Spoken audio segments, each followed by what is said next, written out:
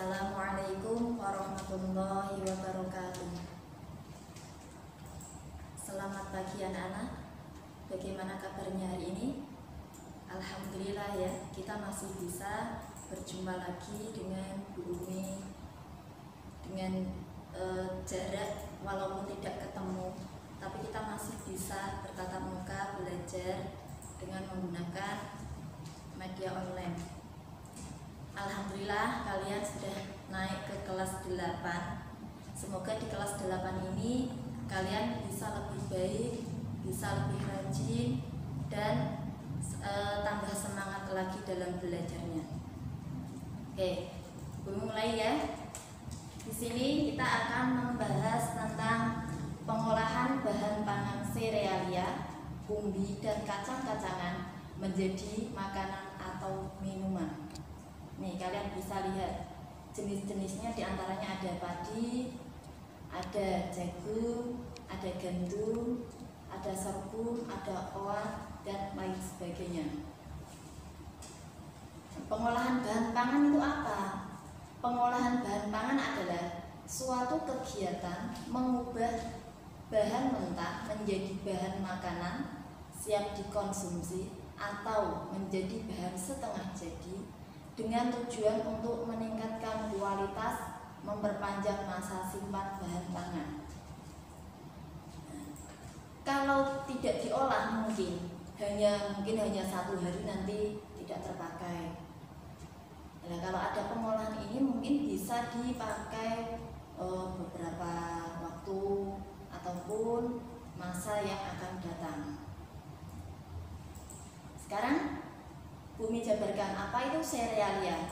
Serealia adalah jenis tumbuhan golongan tanaman padi-padian atau rumput-rumputan yang dibudidayakan untuk menghasilkan bulir-bulir berisi biji-bijian sebagai sumber karbohidrat. Di antaranya mungkin ada beras, jagung, gandum, sorghum. Yang kedua yaitu kacang-kacangan. Kacang-kacangan adalah biji berukuran lebih besar dibandingkan serealia yang digunakan untuk bahan pangan manusia dan hewan ternak.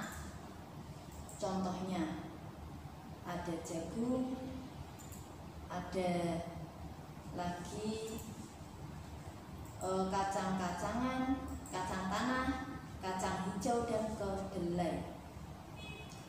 Yang ketiganya yaitu umbi. Umbi adalah organ tumbuhan yang mengalami perubahan ukuran dan bentuk pembengkakan sebagai akibat perubahan fungsinya.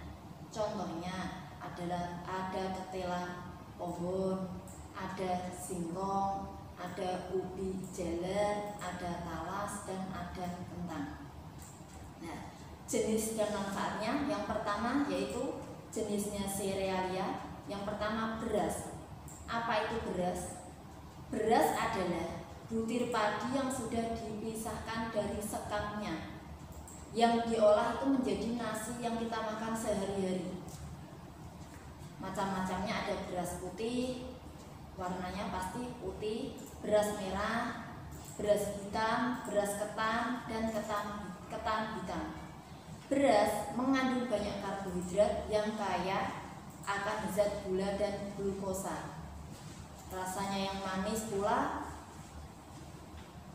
Yang ada pada kandungan glukosa merupakan sumber energi dan bermanfaat bagi tubuh untuk melakukan aktivitas sehari-hari. Terus yang kedua, jagung. Jagung manfaatnya itu tidak hanya pada manusia. Jagung bermanfaat sekali. Dari semua pohonnya, dari akar sampai daunnya itu mempunyai manfaat. Di antaranya batang dan daun muda itu biasanya digunakan untuk pakan ternak. Yang kedua, batang dan daun tua biasanya digunakan untuk pupuk kompos. Batang kering digunakan untuk kertas. Batang jagung yang kering juga bisa dibuat untuk lanjaran atau turus tanaman lain seperti kacang panjang. Buahnya yang masih muda bisa digunakan untuk sayuran, bergedel, bakwan, dan lain sebagainya.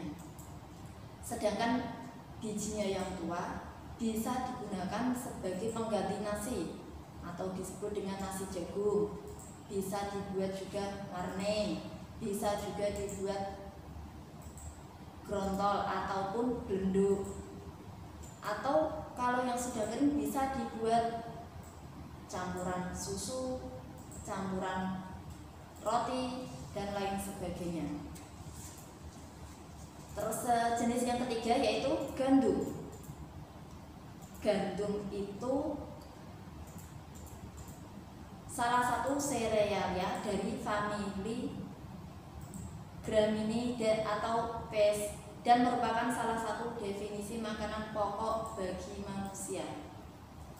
Manfaatnya untuk apa? Kenyang lebih lama bila kita mengonsumsi gandum. Yang kedua, menurunkan kadar kolesterol. Yang ketiga, menurunkan berat badan, menyembuhkan sembelit, dan mengurangi resiko kanker. Jenis serealia yang terakhir yaitu sorghum. Sorghum merupakan pohonnya atau tanamannya itu mirip dengan jagung, atau dalam bahasa Jawa itu disebut gondeng.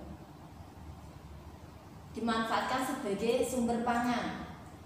Manfaatnya dari akar sampai daunnya juga seperti kayak jagung.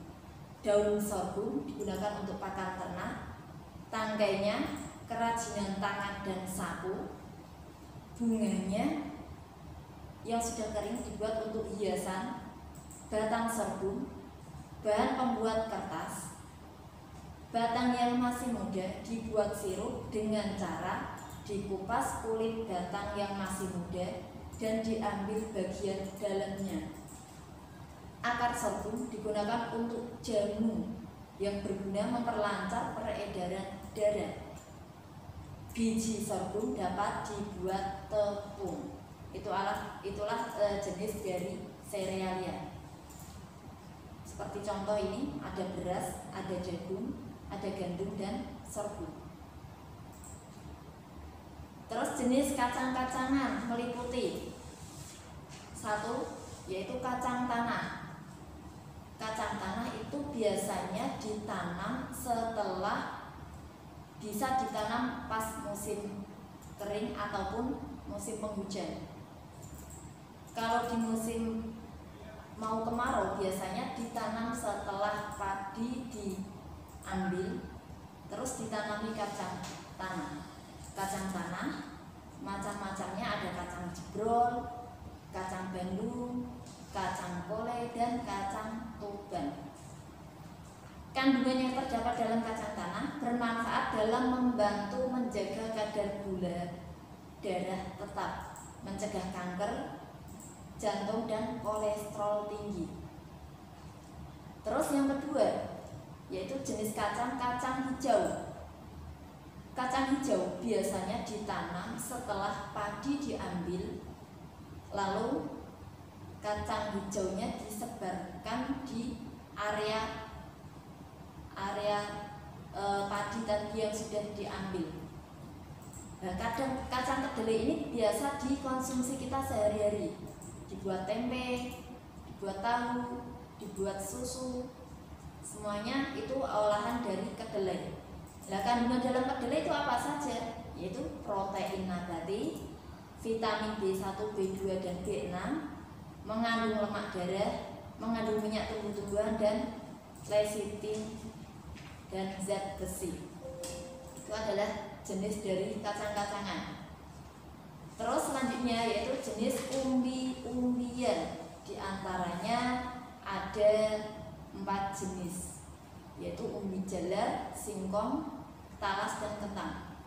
Umbi jalar atau yang kita sebut ketela ini merupakan makanan yang tidak asing lagi bagi sebagian besar masyarakat Indonesia.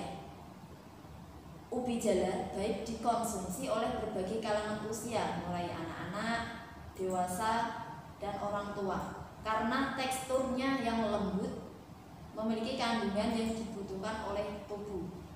Di antara manfaatnya yaitu menurunkan berat badan, mencegah diabetes, menjaga kesehatan sistem pencernaan, cegah penyakit asma, meningkatkan kesehatan jantung, menjaga tekanan darah, dan mencegah kanker. Dan ubi jalar ini daunnya pun masih bisa dipakai buat sayur, ubinya juga bisa dibuat sayur. Yang kedua yaitu singkong atau ubi kayu. Singkong biasanya digunakan sebagai tepung dan diolah menjadi keripik atau camilan singkong. Nah, kandungannya yaitu bermanfaat, yaitu vitamin C dan kalsium.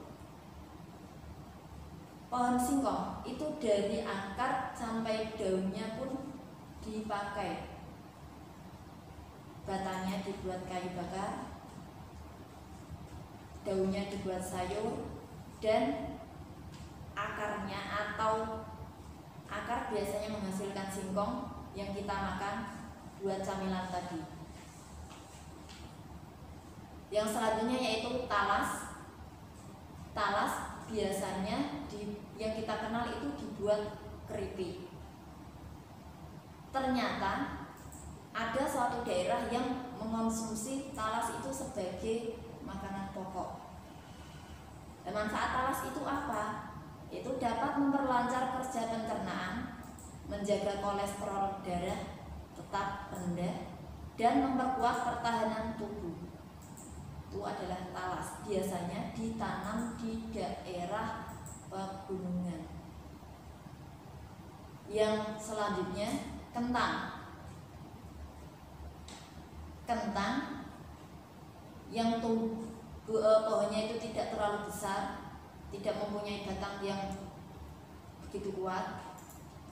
Ini bermanfaat untuk memelihara kesehatan sistem pencernaan, memelihara kesehatan kulit wajah, mengurangi kadar kolesterol, dan menghilangkan stres serta melawan penyakit. Sampai sini mungkin masih ada yang belum paham.